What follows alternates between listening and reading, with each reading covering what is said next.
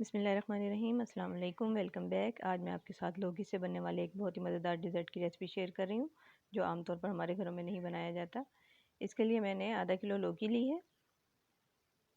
लौकी को हम छील कर ग्रेट कर लेंगे। ये ग्रेट कर लिया मैंने लौकी।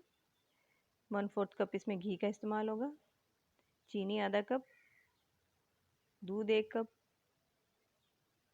इसमें हम मिल्क पाउडर का इस्तेमाल करेंगे 1 कप, और कुछ बादाम है।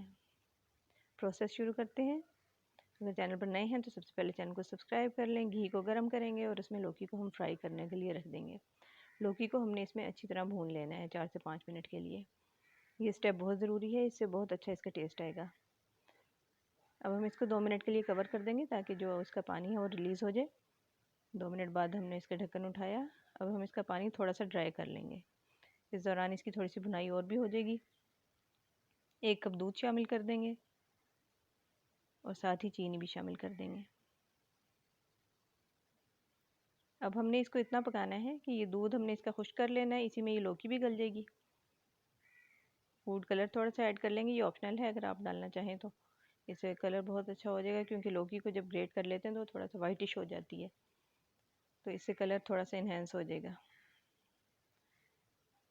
अब हम इसको कवर कर देंगे और दूध हमने इसका खुश्क कर लेना है, लेकिन ध्यान रखना है कि चम्मच हम इसमें बार बार हिलाते रहें ताकि नीचे लगे नहीं। साथ साथ हम इसमें चम्मच हिलाते जाएंगे और इसका दूध जो है वो खुश्क करते जाएंगे। आंच को थोड़ा हम दरमियाना रखेंगे।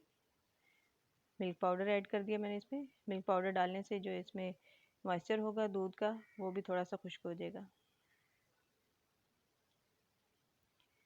बहुत आसान रेसिपी है, ज़रूर ट्राई किया करें रेसिपी को और फीडबैक ज़रूर दिया करें। ये देखें काफ़ी हद तक इसका दूध जो है वो खुश्क हो गया। इसको हम जमा भी सकते हैं। जैसे ये तैयार होगा तो हम इसको ग्रीस करके किसी भी पैन में हम इसको जमा के इसकी बर्फ़ी भी काट सकते हैं। साथ साथ इसकी बुनाई भी होती जा रही है। देखें तकरीबन ये तैयार हो गया हमारा हलवा। आखिर में थोड़े से बादाम काट के शामिल कर लेंगे। अब इसको डिश आउट कर लेते हैं। बहुत ही कलरफुल और ख़ूबसूरत, आँखों को देखने को भी अच्छा है और खाने में बहुत मज़ेदार है। उम्मीद है कि रेसिपी आपको बहुत अच्छी लगी होगी। रेसिपी अच्छी लगी हो तो लाइक और शेयर ज़रूर करें और कमेंट करना ना भूलिएगा। अल्लाह हाफ़िज़।